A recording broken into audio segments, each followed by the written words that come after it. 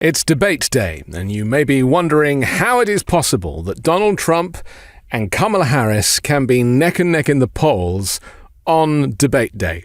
And I was asking myself the same question. When you consider how much coverage there has been about Donald Trump, his threat to democracy, the authoritarianism, the fact that he sides with Russia over Ukraine, the fact that he chooses Kim Jong and Xi Jinping as his best friends rather than European allies. Everybody knows it now. The cat is out the bag. It's not like he's trying to hide it. And still, it seems, according to polling, that half of Americans think that he is the right man to lead America.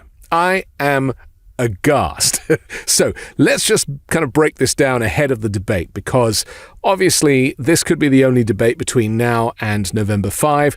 I really hope it is. I never wanted there to be these types of showbiz TV debates. I don't think they are the correct way to present candidates. And I'm saying that because these are false environments, which is why Joe Biden struggled the last time. These are not actually debates. A debate is where two people communicate freely. You talk, you talk a bit, I interrupt you, I talk, you talk. That's a debate. Well, we don't really see that in American politics, sadly. It certainly doesn't appear in Congress. In Congress, they call it a debate.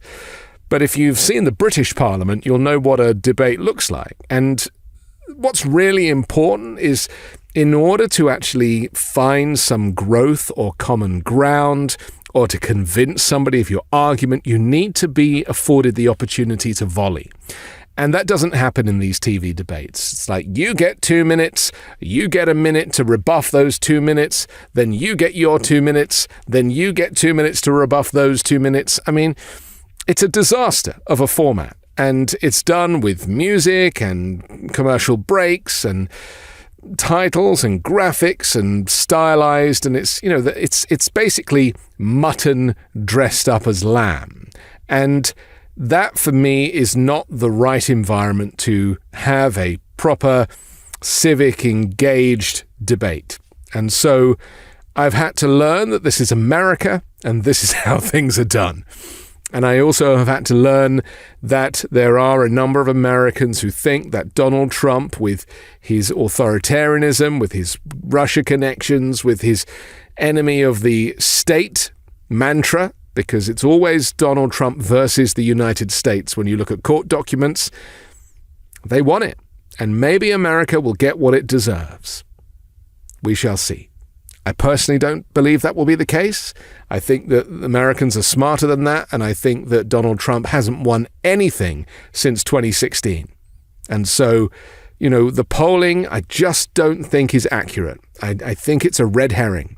And I think you'll find when it comes to polling day, people will do the right thing to maintain American freedoms and democracy by voting for Kamala Harris. So what is happening right now behind the scenes? We know about Kamala Harris doing debate prep.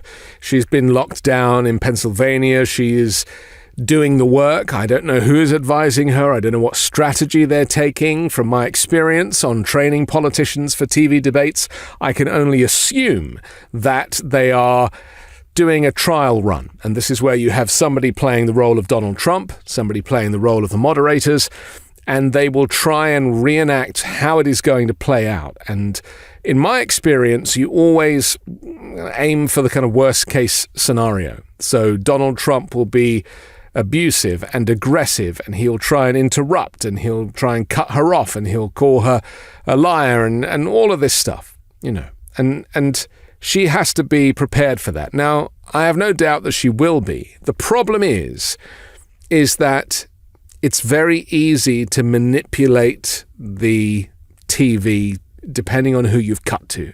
And the director has ultimate control. And we saw this with Joe Biden.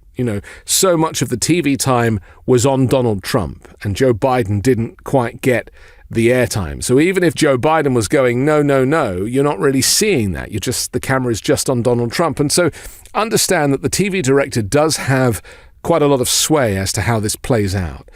I don't trust the moderators. I don't trust their ability to recognize the threat of authoritarianism. I don't trust that they will be taking seriously the fact that Donald Trump is a dangerous and violent criminal and treating him as such. I think they will treat him like a normal Republican candidate, which is frightening considering that he is all of those things. And I think that they will try and be fair and balanced, which is unfortunate because the race is not fair and balanced.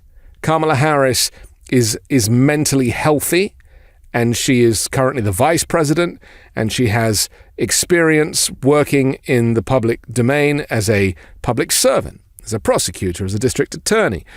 Donald Trump is the opposite. He has run a very secretive private business, and then, of course, the hush money trying to win the election by silencing Stormy Daniels, election interference, effectively. Not to mention Jack Smith's cases of insurrection, overturning the election, stealing classified documents, all of which are on ice at the moment. You're not dealing with two similar candidates. You're dealing with a healthy-minded individual and a public servant in Kamala Harris, and a very dangerous criminal in Donald Trump. And will the moderators make any mention of Donald Trump's crimes? Will they make any mention of his mental health issues, his personality disorder, the malignant narcissism that he has been clearly diagnosed with from literally dozens and dozens of mental health professionals, people that work in prisons and in courts every single day doing this for a living? For some reason, there has been a blackout on Donald Trump's mental health analysis in the media. So I am expecting the moderators to try and both sides this.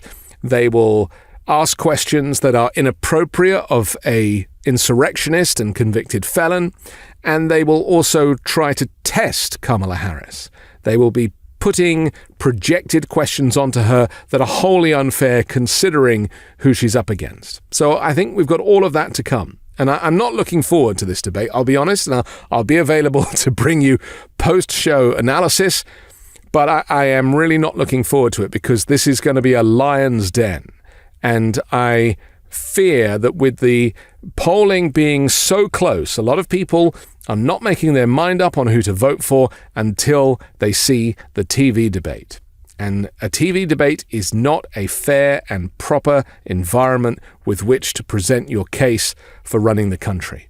And I just hope that people remember what Donald Trump's presidency was like the last time, with riot police and with the National Guard on the street and with shops boarded up and with protests all the time about reproductive rights and LGBTQ plus rights and Black Lives Matter and all of the minority groups that Donald Trump failed to acknowledge. And, you know, if you are not white and male and wealthy and a Christian nationalist, you will not do well in Donald Trump's America. And he's absolutely clear about that. And there is more and more evidence coming out that a national abortion ban will follow a Donald Trump presidency, and not to mention the retribution aspect of him. And I think that will go as far as retribution towards international relationships. And I have no doubt that he will try and pull the United States out of the NATO alliance. So America will look very different under Donald Trump. Mass deportations. He claims to be able to close the border, which is not really possible. You know, that stuff is not legal, but Donald Trump doesn't care for the law. He is a lawless individual. And so there shouldn't be any question as to whether or not he is fit to be the president. And that is why the TV debate should not happen. But it is. And so Kamala Harris is currently rehearsing with a stand-in Donald Trump and stand-in moderators, and they are trying to test her, and she'll give an answer, and then the advisor will be like, actually, why don't you say this? Why don't you say that? It's a very difficult thing to predict when you are preparing for a debate. It's very difficult to predict. So this is why it takes a few days, because you have to cover all bases. Now let's talk about Donald Trump's debate prep. That didn't take long, did it? Donald Trump will not be doing any debate prep. He might tell you that he is. His advisors might have said, oh yeah, he's doing some. He is not doing debate prep. If anything, his closest advisors, the Stephen Millers of this world, will be saying, just focus on immigration, the border, focus on inflation, and drill, baby, drill. This is his version of energy production. despite the fact that we're already producing more energy than we ever did under Donald Trump. But those are the things that he's going to be hammering. And he's going to call Kamala Harris a communist, despite the fact that he's the one who's best friends with Xi Jinping, Vladimir Putin, and Kim Jong-un. So the hypocrisy will be rife. I think it will be a car crash. I don't think it's going to be an easy watch, but I'll be there after the show to discuss it with you and to try and, bring some thoughtful analysis to see how it went. I think Kamala Harris will do great, but remember, she's not dealing with a normal person.